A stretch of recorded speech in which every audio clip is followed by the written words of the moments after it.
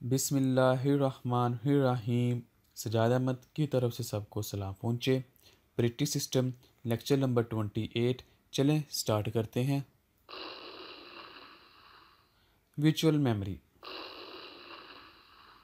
विचुअल memory is a technique to execute process that may not be completely in memory. विचुअल memory यानी कि गैर हकीकी जो असल में अवेलेबल नहीं है। विचुअल नाम से ज़ाहिर है कि ऐसी मेमोरी, ये एक तरह की टेक्निक है जिसको तब इस्तेमाल किया जाता है जब हमारे पास स्पेस इतनी नहीं है कि हम उस प्रोसेस को मेन मेमोरी के अंदर लोड करें, बल्कि फिर इस तरह किया जाता है कि कुछ विचुअली सेकेंडरी मेमोरी से कुछ स्पेस लेके उसको मेन मेमोरी का हिस्सा बना दिया जाता है और उसके अंदर फिर प्रोग्राम को एग्जीक्यूट किया जाता है या प्रोग्राम के कुछ पार्ट्स को एग्जीक्यूट किया जाता है। It abstracts main memory into extremely large in storage. This array of storage is mapped on the main memory and is backing store. The backing store is usually an area of the disk outside of the file system. Who have also seen as a process can be loaded in separate parts using paging. यानी कि जो process है वो मुख्तलिफ parts page के जो होते हैं उसके ज़रिए प्रोसेस हो सकता है, या लॉजिकल ड्रेस और translated to physical address at run time, या फिर इस तरह हो सकता है कि जो लॉजिकल ड्रेस होता है उसको फिजिकल ड्रेस में चेंज किया जाता है रन टाइम के अंदर। तो ये चीज़ें हमने पहले देखी थी कि लॉजिकल ड्रेस और फिजिकल ड्रेस।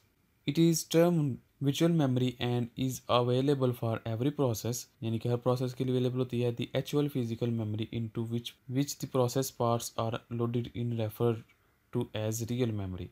तो इसको फिर रियल मेमोरी के ज़रिए रेफ़र किया जाता है कि जो भी पार्ट्स उसके अंदर एग्जीक्यूट होते हैं।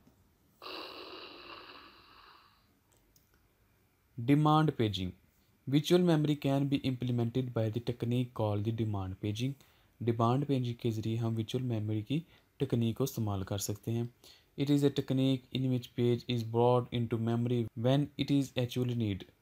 तो इसमें क्या होता है कि एक पेज को ले लिया जाता है जहाँ उसको एक्चुअली ज़रूरत होती है। A typical life cycle of process is as follow.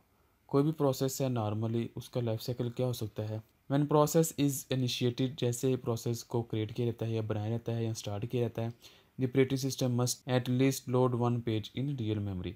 तो ऑपरेटिंग सिस्टम मस्ट है कि वो एक पेज को लोड करे। तो पेज के अंदर ही सारा प्रोसेस में होना होता है। वो पेज एक हो सकता है या एक से ज़्यादा हो सकते हैं। The execution continue as long as memory reference generated by this page. तो जैसे ही उस पेज के ज़रिए कोई भी मेमोरी का रेफरेंस क्रिएट किया जाता रहता है तब तक एग्जीक्यूशन होती रहती है, क्योंकि हर दफ़ा नए पेज का हर दफ़ा नए पेज का हर दफ़ा नए पेज का रेफरेंस दे दिया जाता है। तो ही हर दफ़ा नए पेज का रेफरेंस जो है वो सीपीयू जनरेट करता है। The operating system will try to load the reference page into a free real memory frame. तो फिर ऑपरेटिंग सिस्टम कोशिश करता है कि इस जो रेफरेंस को जो उसने जनरेट किया था, जो फ्री रियल स्पेस है अवेलेबल, उसको इससे रेफर करके उससे लोड करवाया जाए। When this is archived, the execution can continue. Finally, when the process terminate, जैसे ही टर्मिनेट होता है कोई प्रोसेस एंड पे, the operating system release all the pages belong to the process.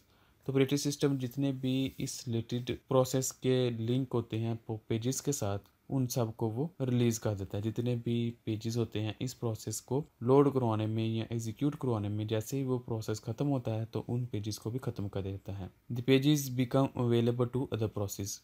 तो फिर वो स्पेस या पेजेस जो होते हैं वो दूसरे प्रोसेस के लिए अवेलेबल हो जाते हैं।